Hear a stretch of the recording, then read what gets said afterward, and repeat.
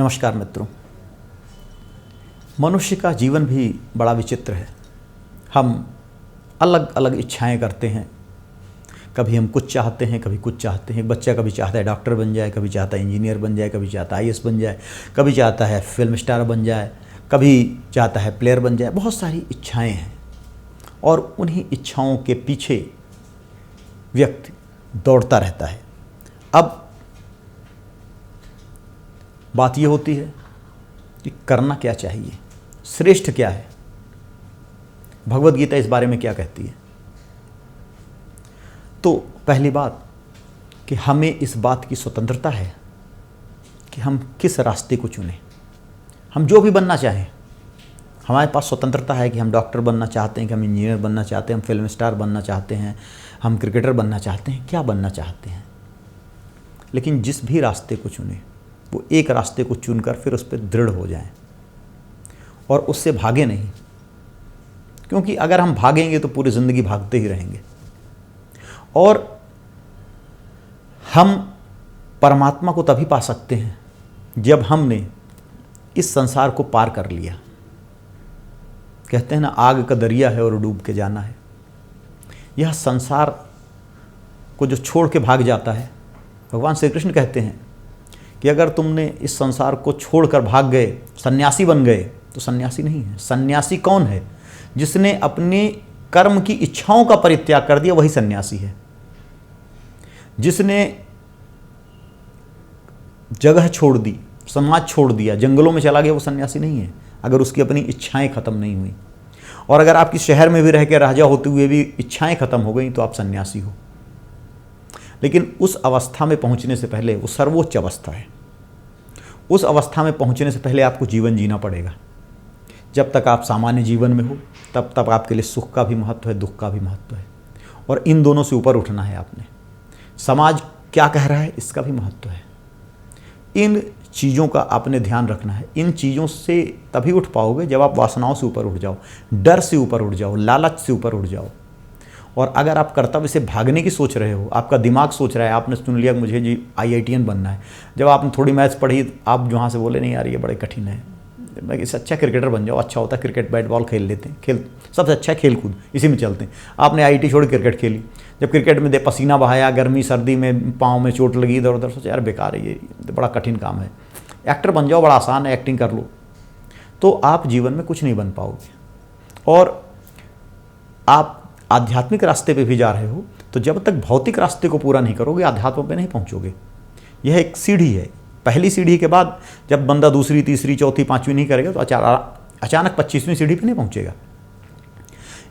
इसीलिए भगवान कृष्ण कह रहे हैं कि अथ चेत्विमं धर्म्यम संग्रामम न करिष्यसि ततः स्वधर्मम कीर्तिम च हित्वा पापम अवाप्स्यसि अकीर्तिम चापि भूतानि कथयिष्यन्ति ते अव्ययम संभावितस्य च कीर्तिर्मणाद अतिरिच्यते भयाद रणाद उपरतम मन्स्यन्ते त्वं महारथाः येषां च त्वं बहुमतो भूत्वा यास्यसि लाघवम् अवाच्य वादांश बहून् वदिष्यन्ति तवाहिताः निंदंस्तव सामर्थ्यम तो दुःखतरम नुक्तिम।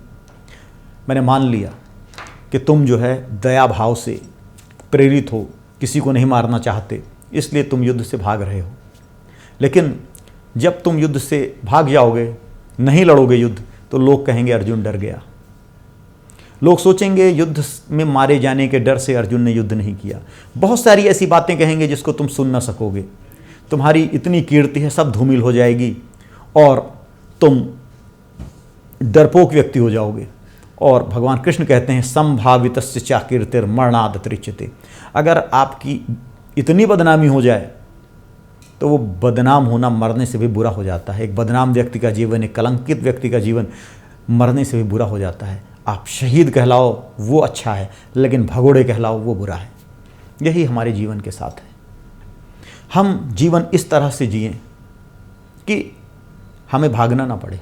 हमने जो क्षेत्र चुन लिया उसमें चलते जाएं। हो सकता है कि हम उतने सफल ना हो, हर व्यक्ति सुपरस्टार ना बन पाए, लेकिन उसने अपने हिस्से का कर्म कर दिया और अपने हिस्से का फल उसे मिल गया। वह व्यक्ति अपने जीवन में सफल है, रादर देन जो उसको छोड़ के भाग गया। भागना जीवन का विकल्प नहीं है। अगर आप भागोगे तो आप असफल हो। बहुभूति कहते हैं कि परैरपर्यासित वीर संपदाम पराभवो अपि उत्सव एवं मानिनाम। अगर आप मन से नहीं हारे हुए हो, केवल शरीर से हार गए हो, तो व्यक्ति को उत्सव मनाना चाहिए, खुश होना चाहिए। ऐसी पराजय दुख का विषय नहीं होती। पराजय तब होती जब आप मन से हार चुके हो, जब आप सोच चुके हो कि अब मैं नहीं जीत सकता, मैं हार गया, तभी आप हारे हो। जब तक आप यह नहीं सोचते कि मैं हारा हुआ हूँ, आप हारे हुए नहीं हो। क्या हुआ कि एक युद्ध चल रहा था रूस में, तो बड़ा लंबा युद्ध था। तो एक पादरी पहुंचा वहाँ योद्धा के पास, सरदार के पास, और बोला भाई आप तो युद्ध में हार रहे हो, कब तक जो है लड़ते रहोगे। तो उसने कहा भाई युद्ध अभी ख़त्म कहाँ हुआ है। बोले आपके लोग मारे जा रहे हैं, बहुत ज़्यादा मारे जा रहे हैं, बहुत ज़्यादा आपको नुकसान हुआ, हार जाओगे लग रहा है, हार जाओगे। बोला आपको लग रहा है ना, लेकिन अभी युद्ध ख़त्म तो नहीं हुआ है, युद्ध चल रहा है, और जब तक युद्ध चल रहा है तो नहीं मान सकता कौन हारा हुआ है कौन जीता हुआ है। तो मैं तो नहीं मानता कि मैं हारा हुआ हूँ। तो बोले अच्छा तो बताओ ये युद्ध कब तक चलेगा। उन्होंने कहा युद्ध तब तक चलेगा जब तक हम जीत नहीं जाते। बोले जीतोगे कब।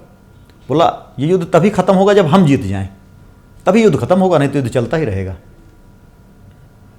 तो उसने पूछा भाई अब ये बताओ कि इतने सालों से लड़ रहे हो, आपके आगे सबसे बड़ा चैलेंज क्या है। बोला ये क्वेश्चन मत पूछो, नहीं बताओ चैलेंज क्या है। उन्होंने कहा देखो चैलेंज सबसे बड़ा मेरे अंदर ये है कि जो आग मेरे अंदर है वही आग आने वाली पीढ़ी के अंदर डालना, ये सबसे बड़ा चैलेंज है। वही कृष्ण भगवान कह रहे हैं कि इतना ही आपके अंदर इंस्टिंक्ट होनी चाहिए कि आपने संघर्ष करना है और अपना सर्वस्व देना है, 100% देना है, और जब तक आप नहीं जीतते तब तक युद्ध खत्म नहीं होता। यही सलाह है, यही जीवन जीने की कला है, और यही सफल होने का साधन है। इस दुनिया में दो तरह के लोग होते हैं। नीत्शे एक वेस्टर्न फिलासफर है, नीत्शे कहता है दो तरह के लोग होते हैं, एक स्वामी मानसिकता के लोग, एक दास मानसिकता के लोग। जो व्यक्ति अपना कर्तव्य करते हैं, कर्तव्य के पथ पर सर्वस्व न्यौछावर कर देते हैं, आगे बढ़ते रहते हैं, वो स्वामी मानसिकता के लोग हैं, सारा संसार उनके लिए है। और वही व्यक्ति धीरे धीरे आगे बढ़कर समाज में उच्च अवस्था को प्राप्त होते हैं। और भगवान कृष्ण के शब्दों में कहें कि वही आत्मलाभ के पथ पर परमात्मा की ओर वही लोग अग्रसर होते हैं। जो लोग दास मानसिकता के हैं, जो लोग भागना जानते हैं, जो लोग पीछे हटना जानते हैं, जो अपने कर्तव्य को छोड़कर भाग जाते हैं, ऐसे व्यक्ति जीवन में सफल नहीं हो सकते और परमात्मा की ओर भी ऐसे व्यक्ति नहीं जा सकते। इसीलिए ऐसे व्यक्ति जो संन्यास ले लेते हैं और संन्यास लेने पर संन्यास के बाद भी जिनके मन में लोभ काम क्रोध मोह रहता है, ऐसे व्यक्ति को भगवान कृष्ण चोर कहते हैं, और कहते हैं ऐसे व्यक्ति को कभी भी समाधि की अवस्था प्राप्त नहीं हो सकती। प्रभु ऐसे लोगों को प्राप्त नहीं हो सकते, बल्कि अपने निष्काम भाव से कर्म करने वालों को ही प्रभु मिलते हैं। हरि ओम तत्सत।